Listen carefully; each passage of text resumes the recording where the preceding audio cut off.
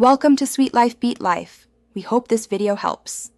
In this video, I will show how to rebalance a Fidelity IRA easy method. Start by checking your current allocation and target mix, then calculate dollar amounts needed to reach each percentage. Use Fidelity's trade tools to place buy or sell orders, considering tax efficiency and transaction costs. Rebalance gradually if needed to avoid market timing, and document changes for future reviews so you can repeat this simple method consistently. Estimate how much to move by multiplying account value by target percentages, then subtract current balances to find trade amounts. Prioritize rebalancing large gaps first and use cash or redemptions to fund buys.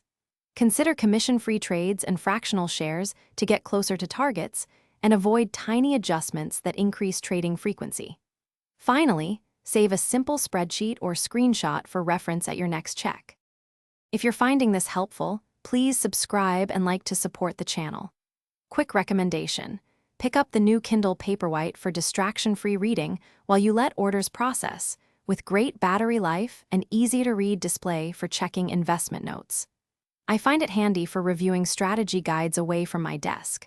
Check the description for the link and other deals, and now let's get back to the video.